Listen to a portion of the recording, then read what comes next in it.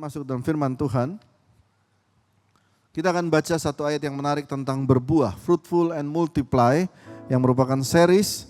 Dan ini ada satu kata fruitful yang ada dalam Kejadian 26 ayat 18 sampai 22. Saya akan baca ayat 18 dan saudara 19 dan seterusnya. Kisah tentang Ishak.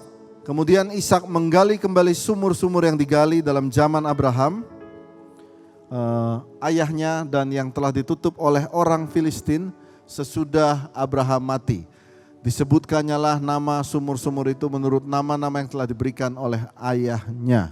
Ayat 19, ketika hamba-hamba Ishak menggali di lembah itu, mereka mendapati situ mata air yang berbual-bual airnya. Ayat 20 saya baca, lalu bertengkarlah para gembala Gerar dengan para gembala Ishak. Kata mereka, air ini kepunyaan kami. Dan Ishak menamai sumur itu Esek karena mereka bertengkar dengan dia di sana. Jadi Ishak ini dicemburuin sama orang Filistin. Lalu dia gali sumur dan sumurnya ini ribut antara penduduk situ sama Ishak. Lalu Ishak menamakannya sumur itu Esek karena mereka bertengkar dengan dia di sana. Ayat 21, kemudian mereka menggali sumur lain, sumur kedua. Dan mereka bertengkar juga tentang itu. Maka Ishak menamai sumur itu Sitna. Jadi dia gali lagi, ribut lagi, Sitna. Ayat 22 saya baca, ia pindah dari situ dan menggali sumur yang lain lagi. Tetapi tentang sumur ini mereka tidak bertengkar. Sumur ini dinamainya Rehobot. Dan ia berkata, sekarang Tuhan telah memberikan kelonggaran kepada kita sehingga kita dapat beranak cucu di negeri ini. Saya ada garis bawah Rehobot, sumur ketiga, dia sebut Tuhan memberi kelonggaran kepada kita sehingga kita dapat beranak cucu di sini. Kata Rehobot, Tuhan memberi kelonggaran, seperti ini ceritanya. Sumur pertama dia gali, ribut berantem. Sumur kedua yang lain juga ribut berantem. Sumur ketiga maka dia pergi ke sebuah tempat yang lain. Kalau saudara baca Alkitab baik-baik, tempat ketiga ini tidak ada namanya. Tidak terkenal, mungkin di desa, mungkin di valley, mungkin di lembah. Tidak ada nama untuk tempat itu. Dan dalam kesendiriannya maka Ishak menggali sumur yang ketiga. Dan perhatikan saudara, menggali sumur di padang gurun bukanlah sesuatu hal yang mudah. Dapat satu aja udah puji Tuhan. Dua diambil orang, yang ketiga dia sudah gak mau ribut, dia pergi. Tempat yang tersembunyi, di situ dia gali sumur. Hari pertama air keluar, dia tunggu, tidak ada yang datang. Hari kedua, tidak ada orang Filistin. Hari ketiga, 7 hari, tidak ada yang ribut. Karena itu dia berkata, Tuhan kali ini memberi aku rezeki yang longgar karena gak ada yang ribut di sini. Siapa di sini yang mau terima rezeki tapi tidak ada ributnya? Mau kan? Saya juga mau. Anda dapat rezeki, gak perlu ada yang gontok-gontokan. Ada di Alkitab tertulis, Tuhan memberi kelonggaran. Itu nama arti Rehobot. Mari katakan bersama saya, 1, 2, 3, Rehobot. Rehobot itu artinya Tuhan memberi kelonggaran. Kelonggaran itu artinya sebuah tempat, space, yang width, lebar, luas, lapang. Itu namanya Rehobot. Saya pernah ngekos dulu di sebuah tempat di Jakarta Barat, di dalam gang. Waktu saya pertama merantau ke Jakarta bersama kakak saya di sini, di Jakarta. Tinggal di situ, tempatnya 2,5 kali 3 meter. Di dalamnya ada kasur, bukan tempat tidur tapi kasur. Kita berdua tidur di situ. Dan kita berasa mau belajar susah, jadi belajarnya pakai shift-shiftan. Kalau kakak saya di situ, saya keluar, saya ke warteg dan sebaliknya.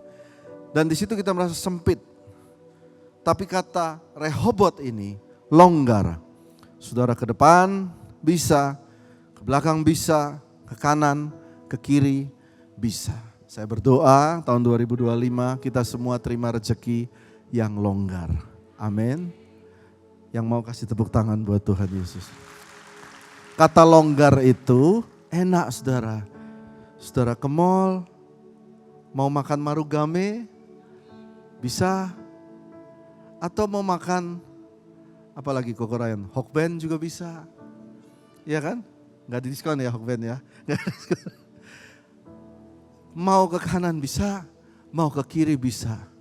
Itu disebut longgar. Coba boleh angkat tangan, dua tangan ini, longgar. Dan Tuhan suka kalau anak-anaknya diberkati longgar dan lapang. Katakan amin. Ini yang disebut Rehobot. Mari kita lihat lebih lanjut. Kejadian 26 ayat 22, Rehobot dan ia berkata, sekarang Tuhan memberi kelonggaran kepada kita sehingga dapat beranak cucu di negeri ini. Bahasa Inggrisnya lebih menarik. And he called the name of it Rehobot. And he said, for now the Lord had made room. Tuhan membuat ruangan bagiku. Oh puji Tuhan.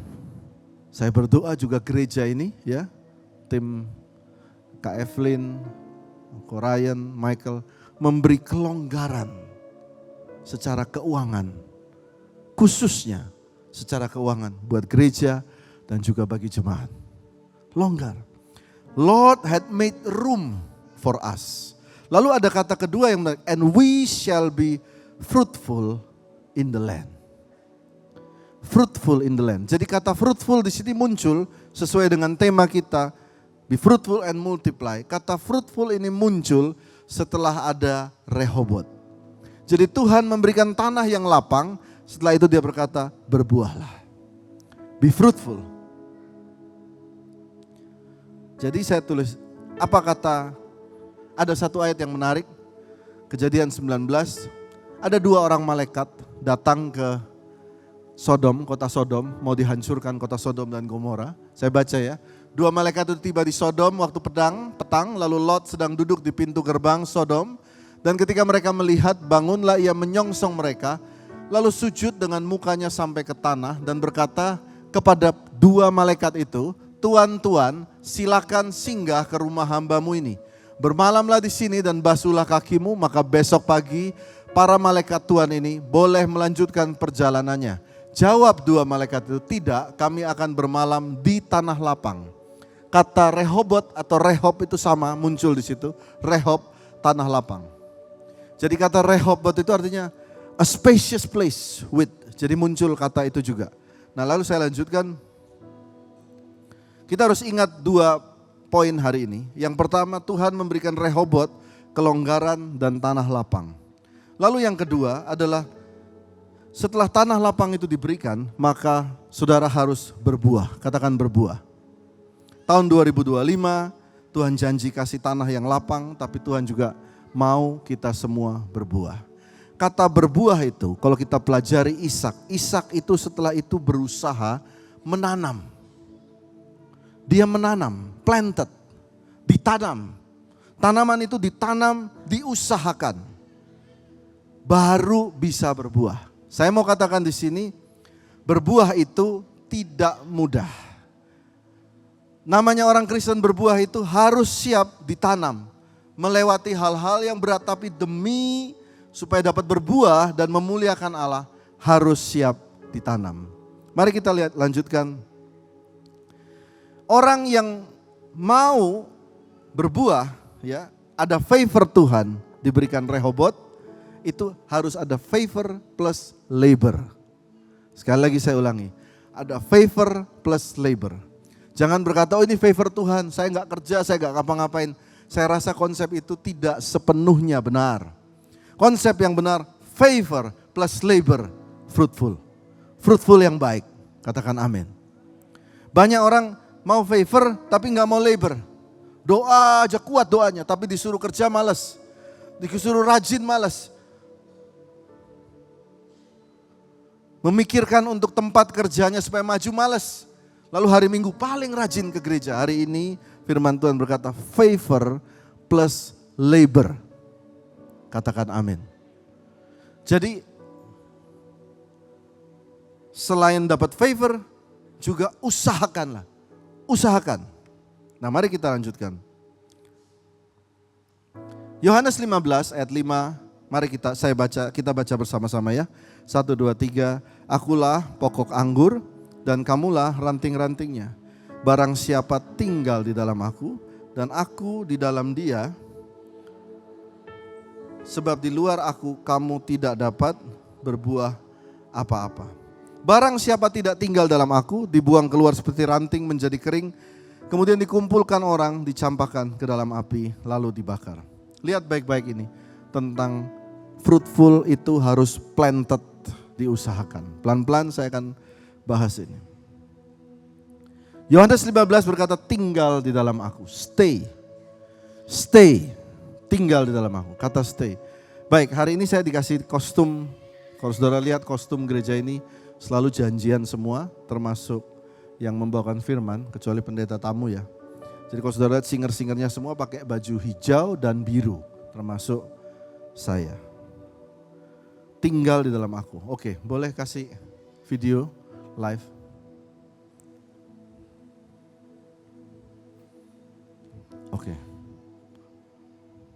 Oke.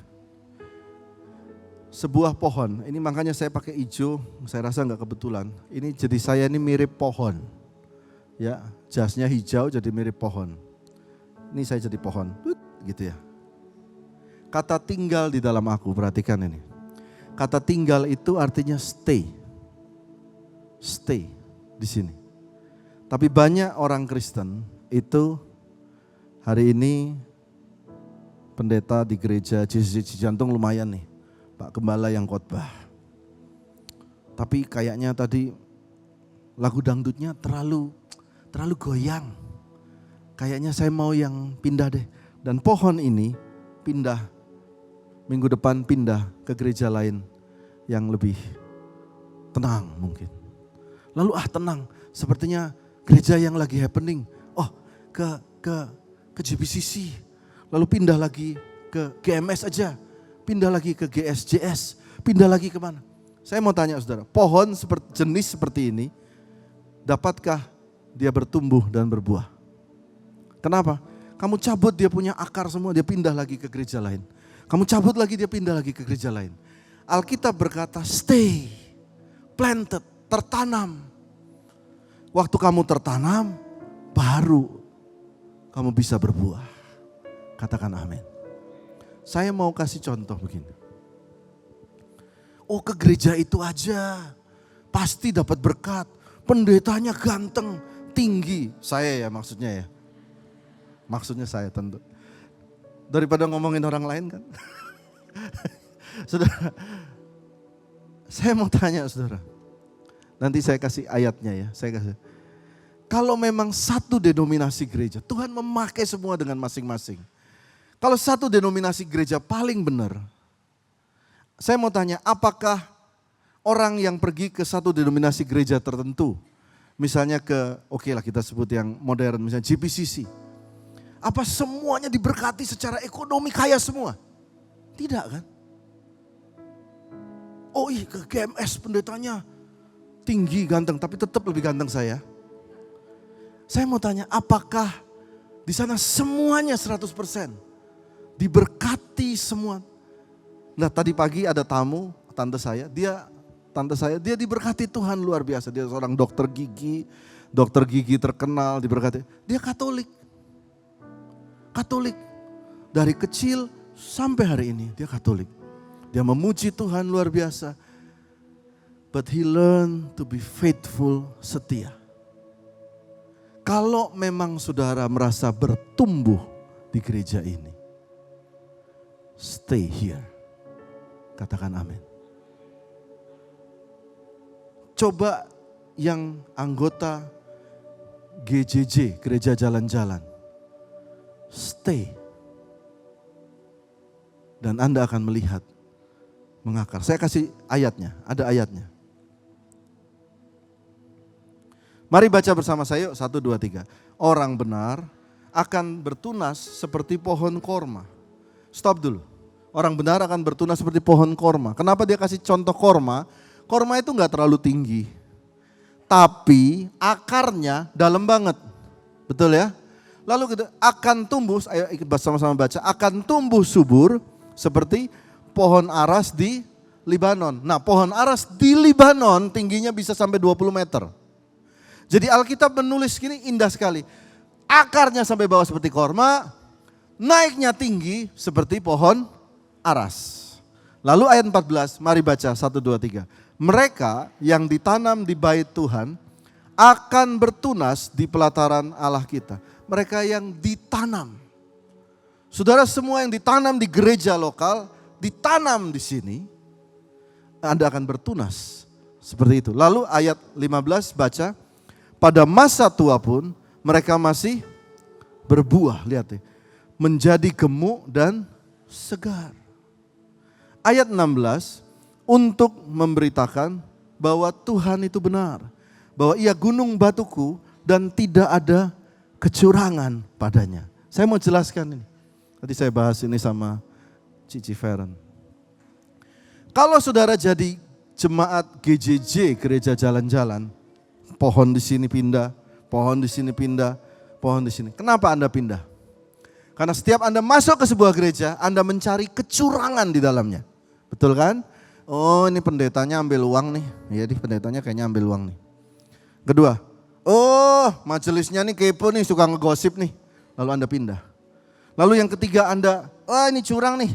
Kayaknya pendetanya ada main sama sekretarisnya. Oh ini pengerjanya ternyata ada dosa. Anda cari terus keterangan dan Anda pindah terus. Tapi orang yang ditanam stay. Seperti pohon korma dan aras di Libanon. Ayat 15 saya baca, pada masa tua, jadi mereka sampai tua. Mereka setia, mereka gemuk dan segar, ayat 16 untuk memberitakan bahwa Tuhan itu gunung batu. Tidak ada kecurangan padanya. Saudara lihat, pada waktu saudara sudah tua, saudara melihat ternyata Tuhan itu tidak curang. Majelis boleh curang, jemaat boleh curang. Hamba Tuhan pun boleh curang. Itu melewati sebuah waktu sampai akhirnya engkau melihat ternyata dari semua itu yang salah Tuhan ganjar juga. Betul gak? Setelah melewati sebuah waktu engkau baru melihat ternyata Tuhan itu sebuah gambaran utuh. Ternyata Tuhan tidak pernah curang. Amin. Kenapa kok seperti saudara tertegur semua? Apa saudara di sini jemaat gereja lain semua? Tertanam. Katakan amin. Yuk kita lihat lanjut. Ayo teman-teman, bisa gak nih?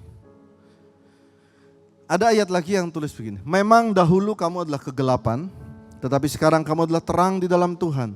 Sebab itu hiduplah sebagai anak-anak terang. Ayat 9 kita baca sama-sama. Karena terang hanya berbuahkan kebaikan, keadilan, dan kebenaran. Ini yang Tuhan mau. Kita berbuah kebaikan, keadilan, dan kebenaran. Lalu kita lihat terang berbuah ini, lalu ayat selanjutnya. Ayat 11, mari baca sama-sama. Dan janganlah, ayo sama-sama saudara, 1, 2, 3. Janganlah turut mengambil bagian dalam perbuatan-perbuatan kegelapan yang tidak berbuah apa-apa, tetapi sebaliknya telanjangilah itu perbuatan-perbuatan itu. Saudaraku, saya tulis di sini. Kita harus berbuah. Buat saudara yang mau berbuah tahun ini, mari tinggalkan dosa yang lama. Karena ditulis di sini, perbuatan kegelapan itu tidak berbuah apa-apa. Yang selingkuh-selingkuh, firman Tuhan menegur saudara, masih dari gereja ini. Belum Tuhan langsung loh ya, kita masih soft nih. Bertobatlah, karena itu tidak berbuah apa-apa. Yang pacaran, pelayanan, tapi pacarannya brutal-brutal, bertobatlah. Amin. Yang ngambil haknya orang, bertobatlah. Karena Alkitab berkata tidak berbuah apa-apa. Kita orang Kristen harus berbuah kebenaran, keadilan, karena kita adalah anak-anak terang. Pohon harus berbuah. Ini poin yang saya mau tekankan di sini. Saudara sekalian, banyak orang berkata begini, Pak, saya sepertinya, ini saya kutip dari seorang hamba Tuhan, dia bilang begini, Pak, saya sepertinya bertumbuh di gereja ini. Ada yang pernah dengar kata-kata itu? Saya lebih bertumbuh di gereja ini. Alkitab tidak memerintahkan kita untuk bertumbuh, tapi Alkitab memerintahkan kita untuk berbuah. Jadi bertumbuh saja tidak cukup. Harus berbuah. Berbuah itu sebuah pohon yang berbuah. Itu lebih berat. Bertumbuh saja dia hanya menikmati sari-sarinya untuk dirinya sendiri. Tetapi berbuah itu dia keluar mulai jeruk, mulai keluar apel, lalu orang menikmati hasilnya. Tahun 2025 tidak hanya bertumbuh saja, menikmati firman saja, menikmati pujian dan penyembahan. Tapi hari ini saya mau ingatkan buat seluruh jemaat, tidak hanya bertumbuh untuk diri sendiri, tapi juga berbuah. Bagi orang lain, sekitar saudara dan juga bagi gereja ini kembali. Katakan amin. Bukankah mengerikan dan agak sedikit memalukan seorang anak yang terus diberi sampai besar, mencari terima terus tapi dia tidak pernah memberi kembali?